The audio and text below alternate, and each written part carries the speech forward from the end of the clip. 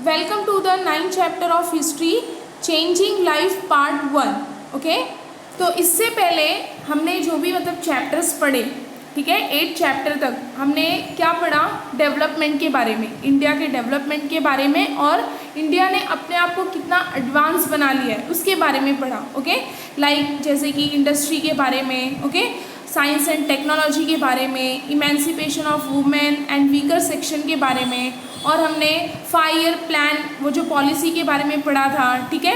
और ये भी पढ़ा कि पहले जो है एंशिएंट टाइम्स और मिडिवल टाइम्स में सिर्फ 3 मेन सोर्सेस होते थे जिस सोर्सेस से हम हिस्ट्री का पता कर सकते थे, ठीक है, हिस्ट्री के बारे में हम इंफॉर्मेशन ले सकते थे। तो एंशिएंट और मिडिवल पीरियड में कौन से 3 मेन सोर्सेस हुआ करते थे, like material source, okay, return source, oral source. लेकिन मॉडर्न टाइम्स में एक नया सोर्स सामने आया, ठीक है, कौन सा source, audio visual source.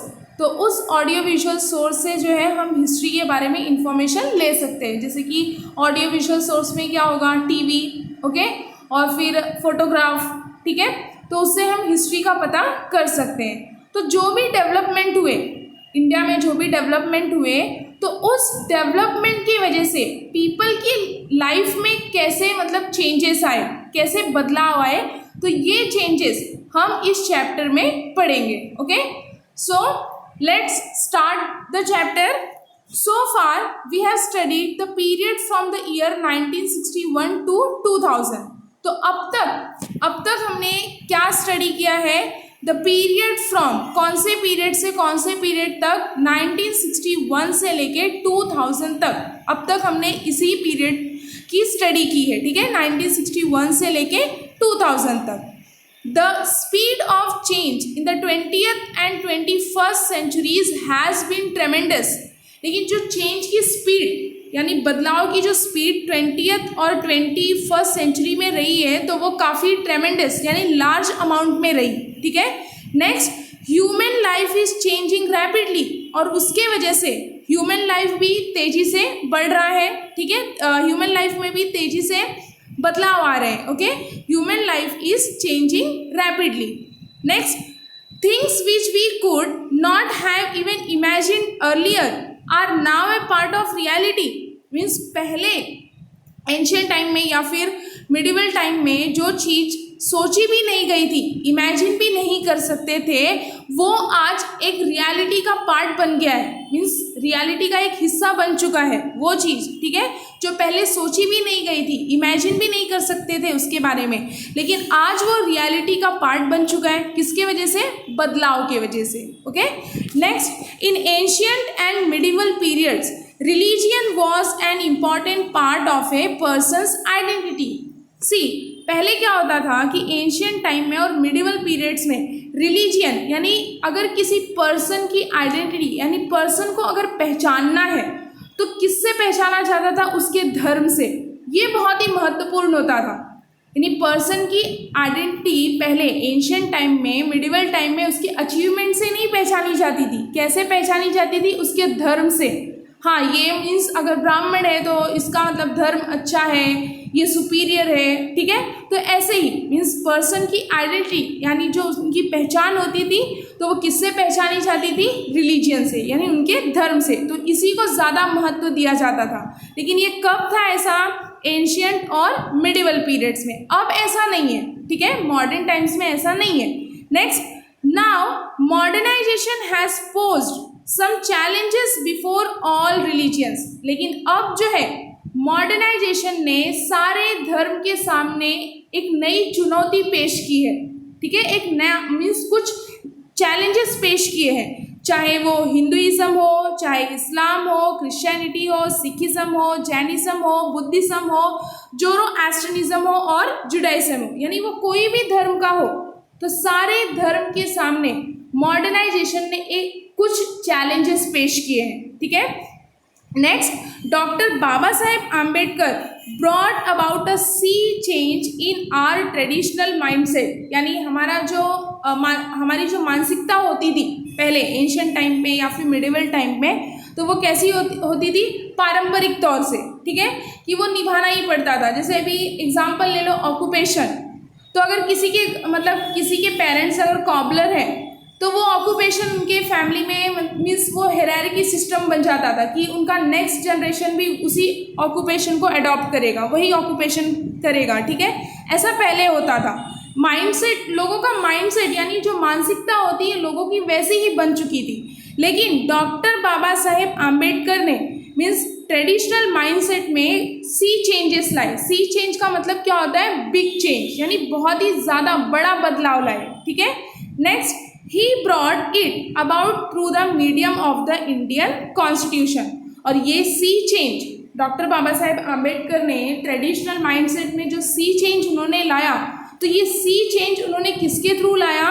Indian constitution के मीडियम से, यानी इंडियन कॉन्स्टिट्यूशन के माध्यम से लाए, ठीक है। Next, according to our constitution all Indians are equal before the law and they cannot be discriminated against on the basis of religion, race, caste, gender or place of birth। क्या कहा गया है? अकॉर्डिंग टू आवर कॉन्स्टिट्यूशन, जो हमारे भारत का संविधान है, Indian constitution है, उसके अकॉर्डिंग जितने भी इंडियंस हैं वो कानून के सामने सब इक्वल है। Okay, all Indians are equal before the law, means law के सामने सारे इंडियंस इक्वल है। Okay, and they can not be discriminated, यानी उनमें भेदभाव नहीं किया जा सकता। किसके बेसिस पे? बेसिस ऑफ रिलीजियन, यानी रिलीजन के बेसिस पे भेदभाव नहीं कर सकते। रेस, रेस का मतलब क्या होता है? जैसे सोसाइटी में ग्रुप ऑफ पीपल रह रहे हैं तो उनका कल्चर, ट्रेडिशन, लैंग्वेज सब सेम हो तो उसको रेस कहा जाता है, ठीक है। नेक्स्ट है कास्ट, जेंडर और प्लेस ऑफ बर्थ। तो ये जो दिया गया है, रिलीजन है, रेस है, कास्ट, जेंडर और प्लेस ऑफ बर्थ, तो इस बेसिस पे पीपल्स में डिस्क्रिमिनेट यानी भेदभाव नहीं किया जा सकता, ठीक है, क्योंकि लॉ के सामने सारे इंडियंस क्या है? इक्वल है। Okay, next, all citizens have the right to freedom of speech and expression. सारे सिटीजन्स को, इंडियन सिटीजन्स को वो राइट है, अधिकार है, और ये राइट किस में दिया गया है? इंडियन कॉन्स्टिट्यूशन में ही दिया गया है कि कोई भी पीपल हो उसको फ्रीडम है, आज़ादी है स्पीच का, ठीक है, एक्सप्रेशन यानी वो अपना ओपिनियन, व्यू एक्सप्रेस कर सकता है लोगों के सामने। नेक्स्ट क्या दिया है? Freedom to assemble. असेंबल का मतलब क्या होता है? ऑर्गेनाइज होना, इकट्ठा होना, ठीक है। Freedom to assemble peacefully without arms, यानी लोग इंडियन सिटीजन जो हैं वो बिना आर्म्स के यानी अस्त्र शस्त्र और ये वेपन्स वगैरह यूज़ नहीं करना है, पीसफुली यानी शांतिपूर्वक कहीं भी इकट्ठे हो सकते हैं, ठीक है, ऑर्गेनाइज हो सकते हैं। जैसे कि एग्जाम्पल है कि फेस्टिवल्स है या फिर कहीं मेला फेयर्स वगैरह लगा है तो वहाँ पे लोग इकट्ठे होते हैं, लेकिन कैसे इकट्ठा होना है? Peacefully. Okay, peacefully and without arms. Next, freedom to form associations, यानी कोई भी पीपल हो उसको आज़ादी है, फ्रीडम है कि वो एसोसिएशन फॉर्म कर सकता है। Okay, next, freedom to move, to leave and settle down anywhere on Indian territory and to practise any occupation. तो ये भी आज़ादी दी गई है, मीन्स ये राइट है, ये सिटीजन का राइट है, और ये राइट किस में दिया गया है? इंडियन कॉन्स्टिट्यूशन में। क्या क्या है? Freedom of speech and expression, freedom to assemble peacefully without arms, freedom to form association, freedom to move, to live and settle down anywhere on Indian territory and to practise any occupations. Okay, ज़रूरी नहीं है कि आपके parents अगर cobbler है, मोची है, तो आपको वही ऑक्यूपेशन आगे जाके करना है, ठीक है। आपको आज़ादी है, आप कोई भी ऑक्यूपेशन कर सकते हो। और क्या कहा गया है कि इंडियन टेरिटरी में एनीवेयर यानी इंडियन टेरिटरी पे आप कहीं पे भी जाके रह सकते हो। ऐसा नहीं है कि आप यूपी बिहार से बिलोंग कर सकते हो तो आप गुजरात नहीं आ सकते, आप महाराष्ट्र नहीं आ सकते, ठीक है, आप कहीं भी जाके रह सकते हो। ओके, और सेटल्ड हो सकते हो, ठीक है। Next, Indian citizens living anywhere in India enjoy the right to nurture their language, script and culture. तो इंडियन सिटीजन जो है वो इंडिया में कहीं भी रहे, इंडिया में किसी भी कोने पे रहे, तो उन्हें वो अधिकार दिया गया है कि वो अपना लैंग्वेज, स्क्रिप्ट और कल्चर उसका पालन कर सकते हैं, ठीक है। नर्चर का मतलब क्या होता है? पालन करना। Okay, next, these provisions in the constitution shook the foundations of the caste system. और कॉन्स्टिट्यूशन में जो ये प्रोविजंस दिए गए हैं, जो भी अधिकार दिए गए हैं सिटीजन्स के लिए, तो ये प्रोविजंस ने, ये अधिकार ने कास्ट सिस्टम की नींव हिला के रख दी। ठीक है, पहले कैसा होता था, कास्ट सिस्टम होता था, तो कास्ट सिस्टम के बेसिस पे लोगों को ट्रीट किया जाता था।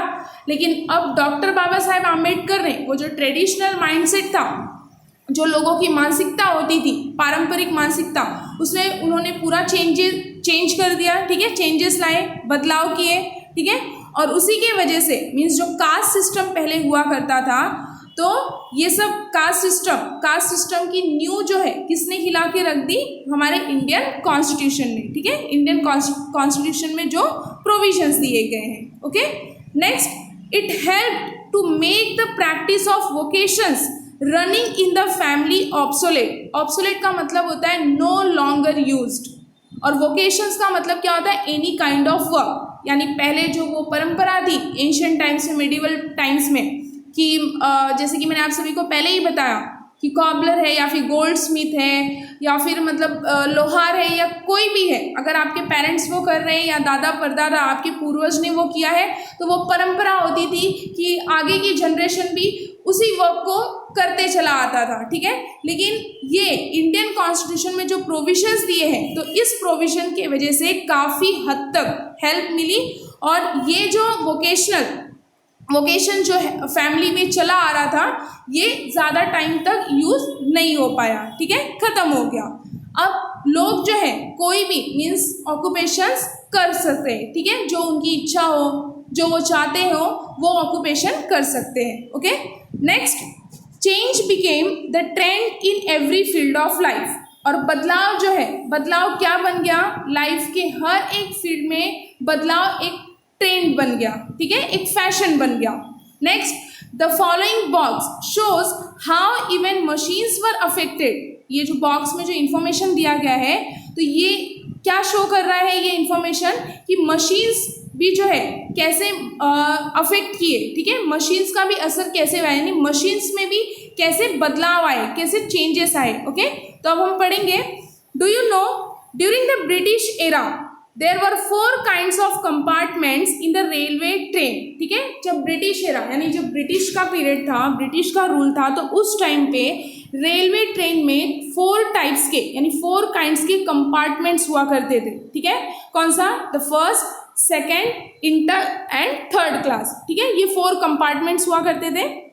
कौन से, first class, second class, inter class और third class. Okay, next, nominal facilities for the passengers traveling by third class and the negative attitude towards them was almost a symbol of the Indian social hierarchy. See, nominal facilities, nominal facilities का मतलब क्या होता है, सिर्फ नाम के लिए facilities, यानी जो थर्ड क्लास में पैसेंजर ट्रैवलिंग करते थे उनके लिए सिर्फ नाम के लिए फैसिलिटी होती थी, और लोगों का उनकी तरफ जो एटीट्यूड होता था वो कैसा होता था, नेगेटिव, यानी उनको तुच्छ समझा जाता था, पुअर रहते थे उनको। मीन्स जो फर्स्ट क्लास में या फिर सेकंड क्लास में जो ट्रैवल करते थे उनको पुअर को देखने का नज़रिया, यानी जो थर्ड क्लास में ट्रैवल करते थे तो उनको देखने का नज़रिया कैसा होता था, एकदम अलग, नेगेटिव टाइप में, एकदम उनको तुच्छ समझा जाता था कि मतलब ये तो पुअर हैं, ये थर्ड क्लास में ट्रैवलिंग कर रहे हैं, ये इन्फीरियर है। ठीक है,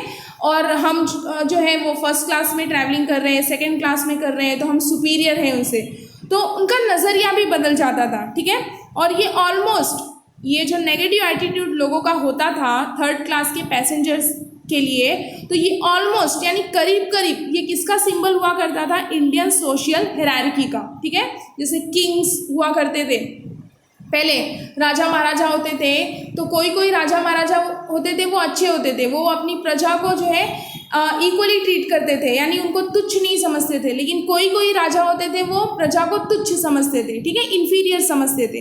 तो ऐसे ही कहा गया है कि जो थर्ड क्लास में जो पैसेंजर ट्रैवलिंग करते थे, तो फर्स्ट क्लास के लोग, सेकेंड क्लास के लोग उनको कैसे देखते थे, एकदम नेगेटिव एटीट्यूड होता था उनको देखने का। ठीक है, और ऑलमोस्ट यानी करीब करीब ये कैसा सिंबल हुआ करता था, इंडियन सोशल हायरार्की का। Okay, next, in the 1978 railway budget, Madhu Dandavate put an end to this third class. और जब बाद में 1978 में रेलवे का बजट बना तो उस टाइम पे मधु दानवेट ने ये थर्ड क्लास का सिस्टम ही खत्म कर दिया। ठीक है, थर्ड क्लास जो लास्ट कंपार्टमेंट था ये हटा दिया उन्होंने, एंड कर दिया। And later 2 trains were started which had no class divisions, और बाद में 2 ट्रेन स्टार्ट की गई जहाँ पे जो ट्रेन स्टार्ट की गई थी उस ट्रेन में क्लास डिवीजन बनाया ही नहीं गया। ओके, और वो 2 ट्रेन का नाम दिया गया है। कौन सी ट्रेन थी वो? Sinhagad express on the Pune Mumbai route and Gitanjali express on the Mumbai Kolkata route. Okay, बाद में जो 2 ट्रेन स्टार्ट की गई वहाँ पे उस ट्रेन में जो है नो क्लास डिवीजन, यानी क्लास डिवीजन था ही नहीं, और वो ट्रेन्स के नेम क्या है? सिन्हागढ़ एक्सप्रेस, जो कि कौन से रूट पे चलाई गई? पुणे और मुंबई। और सेकेंड ट्रेन का नाम क्या है? गीतांजलि एक्सप्रेस, जो कि कौन से रूट पे चलाई गई? मुंबई और Kolkata. Okay, next, thus began a series of minor and major changes in the society। और इसी तरह धीरे धीरे सोसाइटी में माइनर यानी छोटे मोटे बदलाव और मेजर यानी बड़े बड़े चेंजेस शुरू हो गए। ठीक है, now anyone can go into a restaurant irrespective of his religion, race, caste और gender। और अब जो है कोई भी, भले वो किसी भी रिलीजन का हो, रेस का हो, कास्ट का हो और जेंडर, ठीक है, मेल हो या फिर फीमेल हो, तो वो रेस्टोरेंट में जा सकता है। Okay, in fact we see boards outside the restaurants welcoming all. और सच तो ये है, इनफैक्ट हमने देखा है कि रेस्टोरेंट के बाहर जो बोर्ड लगा हुआ रहता है तो उस बोर्ड पे क्या लिखा हुआ रहता है? Welcoming all. Okay, next, another very significant change during the post-independence period is the right to express opinions against the government। See, another very significant यानी बहुत ही important, महत्वपूर्ण change जो पोस्ट इंडिपेंडेंस पीरियड के टाइम पे हुआ। कौन सा? Right to express opinions against the government, यानी अगर हमें गवर्नमेंट की कोई भी पॉलिसी या फिर प्रोग्राम्स या स्कीम्स पसंद नहीं आ रही है, अगर हम देख रहे हैं कि गवर्नमेंट हमारे वेलफेयर के लिए वर्क नहीं कर रहा है, तो हम उसके खिलाफ भी जा सकते हैं। और ये राइट पहले नहीं था। ओके, ये राइट पहले नहीं था, लेकिन मॉडर्न पीरियड में ये राइट है, क्योंकि गवर्नमेंट का काम जो है अब वो ट्रांसपेरेंट हो चुका है।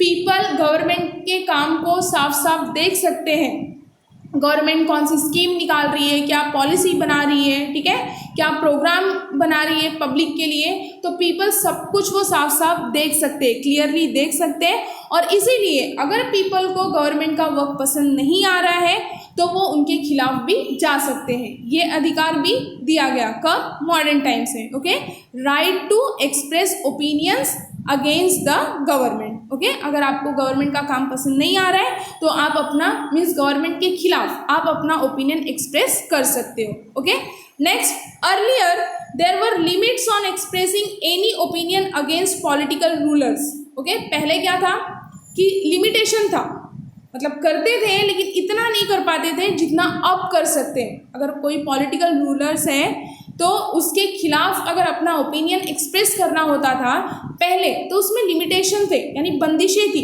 बहुत ही कम हुआ करता था ऐसा। लेकिन अब ऐसा नहीं है, चेंजेस आ चुके हैं। ओके, बदलाव आ चुके हैं। Next, now Indian citizens can register their protest against the policies of the government through newspapers, speeches और other media.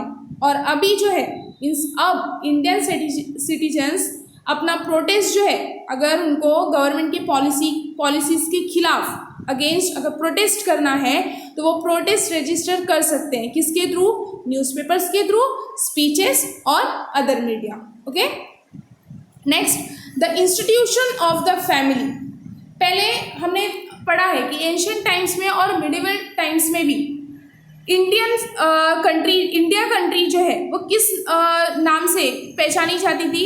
As a joint family. पहले जो है, पहले के ज़माने में या इंडिया में जो है फैमिली कैसे रहते थे? Joint family. लेकिन अब जो है उसमें भी चेंजेस आ चुका है, बदलाव आ चुके हैं। अब कैसी फैमिली रहती है? Nuclear family. Okay, nuclear family means सिर्फ मॉम डैड और बच्चे।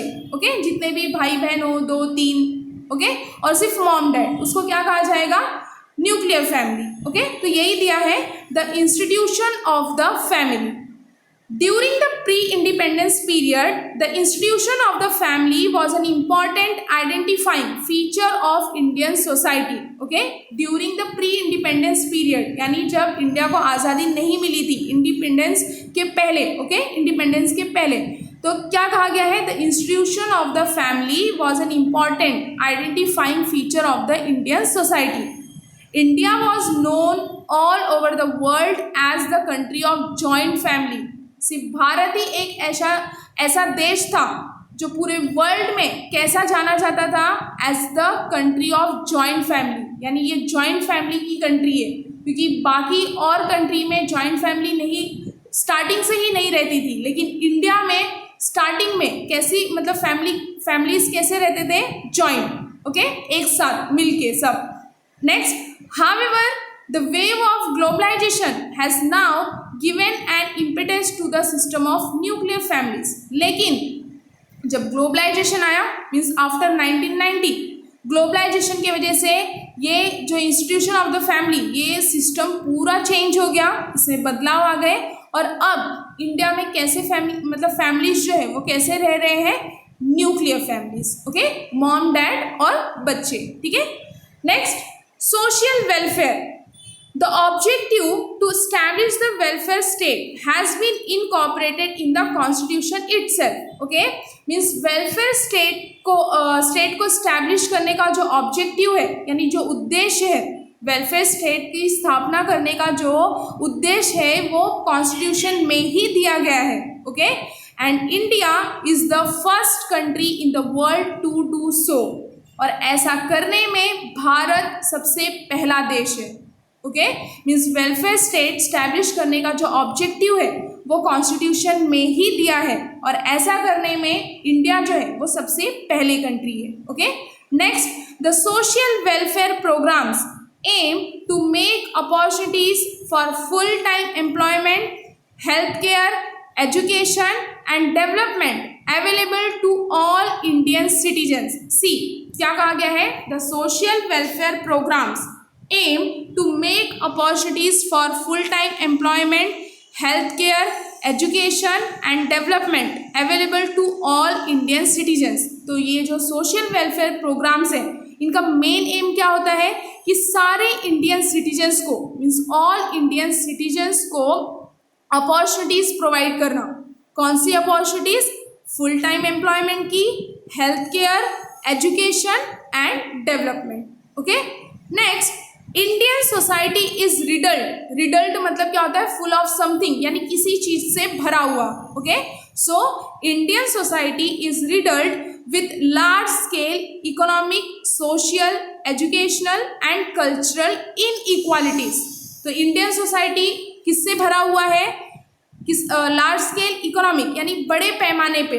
लार्ज स्केल का मतलब क्या होता है, बड़ा पैमाना। ओके, तो जो इंडियन सोसाइटी है वो किस पे, मतलब किससे जूझ रही है, किससे भरी हुई है, एक बड़े पैमाने पे, मीन्स इकोनॉमिक, सोशल, एजुकेशनल और कल्चरल इनइक्वालिटी से भरी हुई है।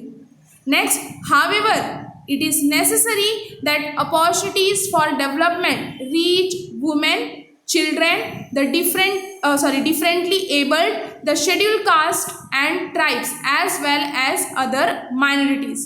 सो भले ही इंडियन सोसाइटी एक बड़े पैमाने पे इकोनॉमिक, सोशल, एजुकेशनल और कल्चरल इनइक्वालिटी से भरी हुई है, लेकिन ये उसके साथ साथ ये भी ज़रूरी है कि अपॉर्चुनिटीज़, यानी डेवलपमेंट की जो अपॉर्चुनिटीज़ है वो वुमेन तक, चिल्ड्रेन, डिफरेंटली एबल्ड यानी जो फिजिकली हैंडीकैप वगैरह होते हैं, schedule caste, tribes as well as other minorities, इन तक भी डेवलपमेंट की अपॉर्चुनिटीज़ पहुंचनी चाहिए। Okay, next, this was the greatest challenge facing the government during the post independence period.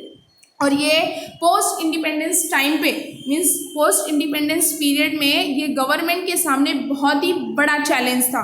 ठीक है, क्योंकि इंडियन सोसाइटी पूरी तरह से किससे भरी हुई थी, इकोनॉमिक, सोशल, एजुकेशनल और कल्चरल इनइक्वालिटीज से।